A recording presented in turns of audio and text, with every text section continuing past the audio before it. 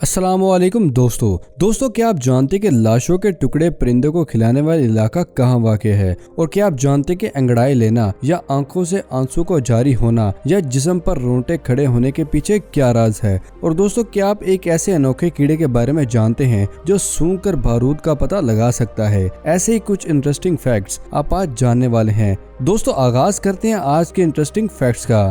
Fact number 1, बर्तानिया के 8 लोग जो कि एडवेंचर के शौकीन थे। इन 8 लोगों ने माउंट एवरेस्ट पर डिनर पार्टी और मजीद खाने का खूब लुत्फ उठाया। 23,149 फीट हाइट पर इस डिनर पार्टी के लिए खास तौर पर खाने की मेज, कुर्सियां और खाने की चीजें माउंट एवरेस्ट पर गईं। एडवेंचर के शौकीन बरतानवी मंचलों के इस कारनामे को गिनीज बुक का वर्ल्ड रिकॉर्ड में भी शामिल किया है। तो दोस्तों अगर आपके साथ भी ऐसा कोई एडवेंचर हुआ है तो बताइएगा जरूर।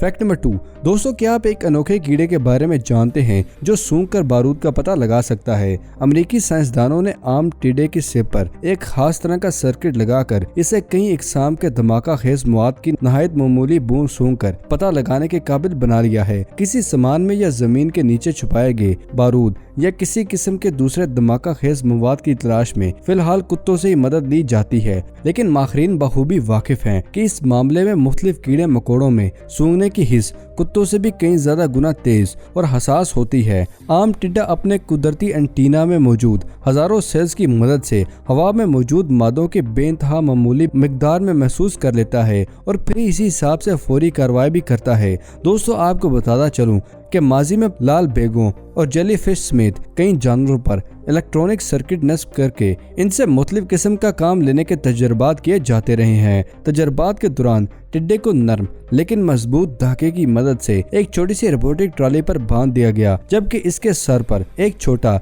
लेकिन ताकतवर इलेक्ट्रॉनिक सर्किट भी लगा दिया गया जो इसके एंटीना से जुड़ा था। धमाका हेज मवाद की बू पाते ही टिड्डे के एंटीना में खास तरह की सरगर्मी पैदा होती है जिसे इलेक्ट्रॉनिक सर्किट की मदद से नोट करके मजीद तज्जिये के लिए मरकजी सॉफ्टवेयर को भेज दिया जाता है। टिड्डे की कारकर्दगी इतनी जबरदस्त थी कि इसने हर किस्म के धमाका हेज मवाद की मौजूदगी 1 सेकंड के सिर्फ 1000वें हिस्से में ठीक से मालूम कर ली।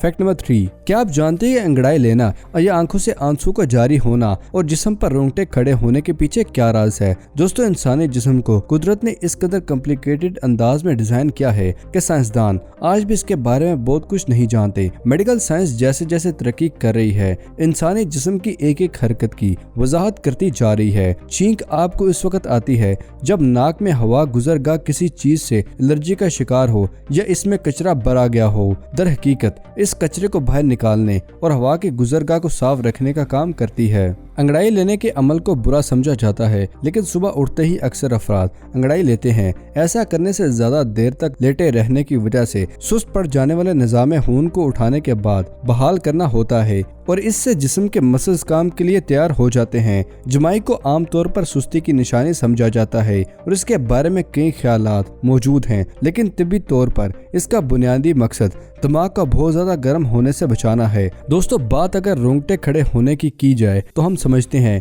कि हमारे जिस्म के रोंगटे खौफ की हालत में खड़े होते हैं, लेकिन हकीकत में ऐसा नहीं है। जब मौसम ठंडा होता है तो जिस्म रोंगटे खड़े करके जिस्म से हरारत के अखराज की शरह को कम कर देता है। इस तरह सर्द मौसम में गर्म रहना आसान हो जाता है। फैक्ट नंबर 4, दोस्तों क्या आप जानते हैं कि पाकिस्तान के वजीर आजम जुल्फकार अली भुट्टो को फांसी देने वाला जल्लाद तारा मसीह का खानदान पंजाब में सजाए मौत के मुजरिमों को फांसी देता है। पंजाब की जेलों में फांसी देने वाले जल्लाद को एक फांसी के एवज रकम इसे जेल में तैनात चीफ चकर देता है। पाकिस्तान में दिसंबर 2014 को जब फांसी की सजा बहाल की गई तो इस वक्त से लेकर जुलाई 2017 तक 665 मुजरिमों को फांसी दी जा चुकी है। ये तमाम फांसी पंजाब के सिर्फ 3 जल्लादों ने दी जो इस वक्त भी जेल पुलिस के मुलाजिम है। इसकी बहुत सी वजूहात हैं। इनकी मुलाजमत ग्रेड 4 की होती है। ये तीनों जल्लाद मुख्तलिफ जेलों में फांसी देने के लिए जाते हैं। बाज़ औक़ात जल्लादों की कमी की वजह से जेल पुलिस के मुलाजिम भी फांसी दे देते हैं जो कि आइन के खिलाफ है। इन जल्लादों को इंतहाई खुफिया रखा जाता है और जल्लाद के लिए जरूरी है कि वो मुसलमान ना हो। पाकिस्तान की तारीख में तमाम मसीही जल्लाद ही तैनात किए जाते रहे हैं। पंजाब भर में जलादों का एक ही खानदान जो तारा मसीह का है, और ये वही तारा मसीह है जिसने पाकिस्तान के पहले मुंतखब वजीर आजम जुल्फ़िकार अली भुट्टो को फांसी दी थी और क़याम पाकिस्तान से कबल भगत सिंह को फांसी पर लटकाया था। दोस्तों, फांसी देना एक टेक्निकल काम है और इसकी टेक्निक सिखाई जाती है। फांसी देने वाले शख्स को रस्सा कहाँ डालना है, इसकी गांठ कहाँ होनी चाहिए, यह सब कुछ सिखाया जाता है। लेकिन यह हुकूमती सतह पर नहीं होता बल्कि खानदानी सतह पर सिखाया जाता है। रस्से को ऐसे तरीके से मुजरिम के गले पर फंसाया जाता है कि इसकी गांठ दाएं कान के नीचे नरम जगह पर लगी रहे। ऐसी सूरत में गर्दन का मटका टूट जाता है और कैदी की जान जल्दी और आसानी से निकल जाती है। अगर ऐसा ना किया जाए तो मनका टूट जाता है और अमूमन कैदी का सिर्फ सांस बंद हो जाता है, जिसकी वजह से वो काफी देर तकलीफ में गुजरता है। बाज औक़ात रस्सा दुरुस्त ना लगाया जाए तो कैदी की गर्दन कट जाती है और खून बहना शुरू हो जाता है। ज्यादातर शारक कट जाती है, इसलिए जलाद के लिए जरूरी होता है कि इस बात का ख्याल रखा जाए कि रस्सा दुरुस्त पहनाया या नहीं। जलाद के पास फांसी देने वाले शख्स के लिए आधा मिनट से भी कम वक्त होता है। इसमें वो कैदी के सर पर टोपी चढ़ाता है और इसके बाद गले में रस्सा डालकर लिवर खींचता है। एक फांसी पाने वाले मुजरिम के लिए जरूरी है कि इसे 25 मिनट तक लटकाया जाए, लेकिन जलाद को यह मालूम हो जाता है कि इसकी जान कब निकली और कहा जाता है कि फांसी वाले मुजरिम के मरने की निशानी यह होती है कि इसके हाथ काले हो जाते हैं। लेकिन ये बात दुरुस्त नहीं। फांसी सुबह होने से कबल दी जाती है। फांसी के बाद रस्सा झूल रहा होता है। जैसे ही रस्सा साकिन हो जाता है, जलाद को यह पता चल जाता है कि कैदी की जान निकल चुकी है। फांसी के बाद डॉक्टर तस्दीक करता है और सबसे पहले कैदी के टखने पर जोर लगाता है और फिर इससे नीचे उतार कर तसल्ली से इसका चेकअप करता है कि कहीं जान बाकी तो नहीं। मगर जलाद अपने तजर्बे की बुनियाद पर देख लेता है कि कैदी की जान किस वक्त निकली। बाज कैदियों की जान जल्दी निकल जाती है और बाज बहुत मुश्किल से निकलती है। फांसी के रस्से के साथ एक फालतू रस्सा भी लटकाया जाता है, क्योंकि जज अपने फैसले में लिखते हैं कि इस वक्त तक लटकाओ जब तक जान ना निकले। तो दोस्तों, अगर रस्सा टूट जाए तो क्या होगा? यह बात बिल्कुल गलत है कि रस्सा टूटने पर कैदी को छोड़ दिया जाता है। रस्सा चाहे 4 बार ही क्यों ना टूटे, जान जरूर निकाली जाती है। वैसे तो रस्सा टूटना नामुमकिन होता है, क्योंकि ये वो रस्सा होता है जिससे 10 व्हीलर ट्रक को खींचा जाता है। फैक्ट नंबर 5, क्या आप जानते कि लाशों के टुकड़े परिंदों को खिलाने वाला इलाका कहाँ वाक़ है? दोस्तों, दुनिया के कुछ मज़ाहिब और मुआशरों में इंतकाल कर जाने वालों की तदफीन की जाती है और बाज़ मज़हब में जला दिया जाता है। इस तरह और भी कई तरीके हैं, मगर चीन के इलाके तिब्बत में लोग अपने मर जाने वाले प्यारों के टुकड़े करके चीलों और काऊ को खिला देते हैं। तिब्बत में बुद्ध मत के पैरोकार रहते हैं और इनकी मुकद्दस किताब में ये लिखा हुआ है कि तुम्हारा इंसानी रूहानी जिस्म है जो कभी मर नहीं सकता, ख्वाह तुम्हारा इससे सर कलम कर दिया जाए या तुम्हारे टुकड़े कर दिए जाएं। तिब्बत के लोगों का अकीदा है कि मौत जिंदगी का खात्मा नहीं बल्कि एक नए सफर का आगाज है। मरने के बाद इंसान की रूह जिंदगी के कई मराहिल में से गुजरती है और इन मराहिल में इसके रास्ते का तयन जिंदगी में किए गए अमाल हैं। ये लोग किसी शख्स को इसकी मौत वाक़ई होने के कुछ देर बाद सीधा बैठा देते हैं और इसे 2 दिन तक हाथ नहीं लगाते। इस दौरान एक राहब अपनी मुकद्दस किताब में कुछ पढ़ता रहता है। 2 दिन बाद मैयत को आखिरी रसूमात अदा करने की जगह पर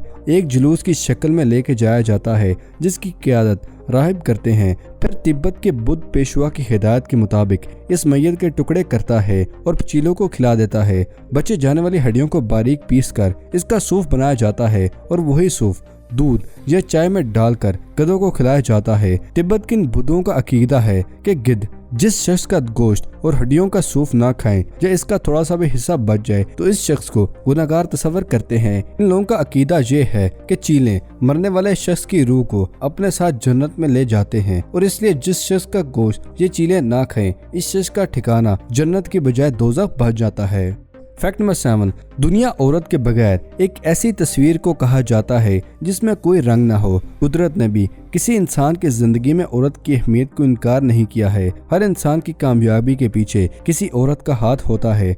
यह दुनिया में होने वाली सबसे ज्यादा जंगें सिर्फ औरतों की वजह से लड़ी गई हैं। लेकिन दुनिया में एक मुकाम ऐसा भी है जहां आज तक किसी औरत ने कदम नहीं रखा।